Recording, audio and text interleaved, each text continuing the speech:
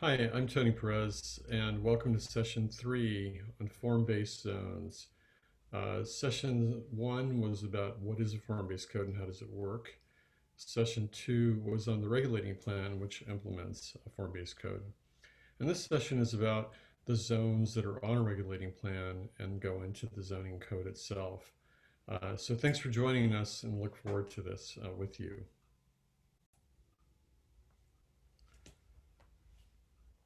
So thanks for joining us for this session. Uh, we are going to be talking about the zoning districts that implement a form-based code. You'll hear them called a variety of things, but form-based zones is the simplest term.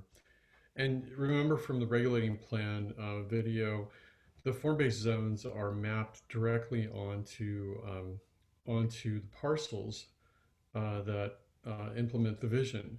So and that are involved in the plan that the code is implementing. So remember, the form-based code and the form-based zones are not guidelines. They're not um, advisory. The regulations. They're zoning, just like you have right now. It's just they're much more informed standards, and they're relative to a particular vision. And remember how we talked about the color having to do with intensity and scale and size. So this diagram, this regulating plan, shows very clearly the lighter colors, meaning the less intense zones, which have detached buildings, in this case, mostly houses and duplexes and fourplexes and buildings like that. Um, Mostly residential uses with a few non-residential uses limited by size. So buildings in these zones tend to use less of their lot. They're detached. They have big front yards and backyards. In the darker zones, it's the opposite. The buildings are taller. They use more of the lot. They're either near or at the sidewalk, and they're shaping mixed use or other type of main street environments. Um, so the zones can be read very easily here on this regulating plan to understand the intent. You can see where the darker colors are intending for more intensity, more activity, and the lighter colors are intending for neighborhood type of scale and activity. So when you write a form-based code, you look at the vision, you prepare a regulating plan that maps the zones, and then you start to look at the physical character that your vision and your existing built character indicate that you are to continue or to change. In this case, we're continuing it, and new investment is fitting in to the existing pattern. And so there are a number of characteristics here on the right. You can see this qualitative set of statements talking about building size and whether the buildings are detached or attached, um, the building width in terms of along the front, and the length, whether the setbacks are small, medium, or large, or um, whether the building footprint itself is small, medium, or large. And then the height and number of stories, and then sometimes there's information at this level for the ground floor ceiling height. Depending on the characteristics, there may be a need to identify a certain ground floor height other than just the minimum allowed by the building code. And then how those buildings relate to the street, whether they're through front yards, porches, stoops, dooryards, or in the case of main streets, shop fronts, and another type of non-residential frontages. And then a little statement about use. This zone is primarily residential with neighborhood supporting uses in buildings at corners. And the intent statement below, and the intent statement you'll see is very physically oriented as opposed to the conventional use-based approach, which can't be very specific because it's not sure what it's generating. And that's not a criticism, it's just a fact that the form-based zone is completely intentional about the environment. It's trying to generate or trying to preserve and make new investment fit into that pattern.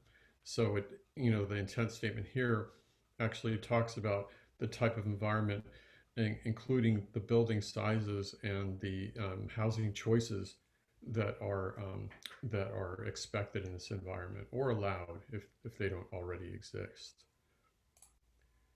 So you do that for each zone on your regulating plan that you're going to put into the code, and then you do it for do the same thing for each one of them. And in this case, the zones are all in one family of intensity, and I'm going to explain that on the next set of slides.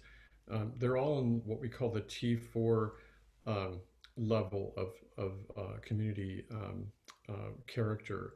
And so you see here the name of the zones is very physically oriented. It's telling you and showing you in a diagram what kind of physical character is intended, either to be generated from scratch or um, to be maintained with new investment. And so the name of the zone, again, the level is T4, and I'll explain that on the next slide. But the level is T4, the type of zone is neighborhood. And then a particular characteristic about this first one on the left is that the buildings have a small footprint. So the zone name is T4 neighborhood small footprint, or T4NS for short. The middle one on the screen goes up in intensity, but not too much. The buildings get a little bigger, and that's why we call it medium footprint, but they're still in that T4 level of intensity. On the right-hand side of the screen, you'll see the third zone in this particular code, and it's a Main Street zone, still at that T4 level of intensity. The buildings are a little bigger, but they're only 3 stories tall, with a 4 story allowed at the corners, and they have that a scale of the typical American small town Main Street. So a couple of points here. One is that things are very physical in the form-based code. They're very visual. You can see and understand the type of scale and intensities that the code is implementing and allowing. And the names need to indicate the type of environment that is intended, as opposed to, euphemisms like in a lot of codes where you hear the terms um, urban, low, residential. That can mean a lot of different things, especially if it's not graphically explained. And so form-based code uses the name of the zoning district itself to communicate the expected intensity and physical character. Then each zoning district is implemented through development and use standards that can look a lot of different ways. These are pages from a code that we wrote recently. And in a subsequent session in this series, we'll get into all those details. But this is what those pages look like. They have all the development standards. And contrary to a lot of, well, there's a lot of misunderstanding about form-based codes and what they do and don't regulate. And one of the misunderstandings is that they don't regulate use. And that just isn't true. They do regulate use. Again, they're zoning standards.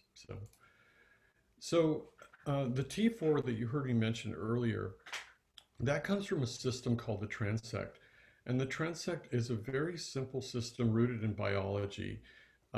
It's rooted in research that actually was started a couple hundred years ago, and about probably 30 years ago, the research started being called the Transect. There were a lot of scientists doing work in identifying where a certain species could thrive and where they didn't thrive. And so the originators of the Transect took that theory and said, well, let's do that for humans and towns and villages and cities and develop a system that we can all communicate with simply. And so the idea is that there are 6 transects, starting from nature and rural or the country, and then T3, neighborhoods of lower intensity, mostly single family nature, but other houses and other types allowed, and then T4, less single family, if any, and mostly duplexes, fourplexes, courtyard buildings, things like that. And then T5, it's usually places that are bigger footprint buildings, both residential and non-residential. And T6 is very rare. Downtown Oakland here in the Bay Area, downtown San Francisco, big areas, or now as it's emerging downtown Berkeley would be in T6. And then the special district are harbors, airports, industrial areas, things that will never be neighborhoods. And so at Opticos, we've taken it a step further and we've just said, the T1 and T2 are places that you don't develop in. That's the reason for identifying them this way. And so they're off the table. They're to be preserved. Where you make towns and villages are in T3 through T6. And in most cases, T6 doesn't even happen. So we're really talking about T3, T4, and T5. And so these next couple slides are just to show examples of applying this approach to real places. Here's a place in the Midwest, Iowa City, where we're currently working, and you can see the system applied to that existing community. And not all communities have all parts of the transect. Some places don't have any nature or country, or they don't have any T6, but most places have T3, T4, and T5. For example, here is my hometown in the Delta, Isleton, and it only has a couple, I mean, it's 1,000 people. It's a miniature town, but you can see the transect is here. They don't use it as their system of zoning, but the transect is latent. It's there. It's just whether or not you recognize it and use it. You can see there's a little main street, there are a couple of neighborhoods, and there's the country. Carmel, you can see the nature along the shore, a couple of T3 neighborhoods, the little village scale main street that everybody loves. That's a T4 main street. A couple of T4 neighborhood areas flanking it, and then a couple of T3 neighborhood areas. And then just roughly looking at San Rafael, using this system, again, this is just a generalization. It's not precisely applied here. It's for the idea to communicate that the transect does exist and is in this community. It just hasn't been used yet, and we're proposing to use it in the code that is implementing the precise plan. So you take that approach, you identify the zoning districts, and you identify these qualitative statements about the character of the area, and then you come up with numbers and standards for your zoning code. And it's really important to understand that these qualitative statements that are on these little tables next to the physical character of each zone, they're the link between the policy document and the zoning standards themselves. Why is it, like somebody will come in 7 years later, or 5 years later and say, I'd like to change the site setback from 7 to 5 or from 5 to 7. And instead of needing to go back through the policy document and wade through all the direction of that document, what we found is it's just as effective to actually set up these statements in here as a link. And when somebody says, I'd like to change the setbacks to X, you have some direction here. You can look at this statement that preceded the zoning district, and it says, well, in the T4 neighborhood medium footprint zone, it says the setbacks are small to medium. And so we know that small isn't 0 and medium isn't 25 feet. So somewhere between 5 and 10, 5 and 12, it's fine. But if somebody comes in and asks for a change that isn't consistent with that policy direction, that qualitative statement, you have something to go with. So that's the intent of these statements here. And in the next section, we'll talk about the details that come out of these qualitative statements and have come out of mapping these zoning districts, which are trying to implement a vision. So thanks for watching today, and we look forward to seeing you in the next session and looking forward to your questions. Thank you very much.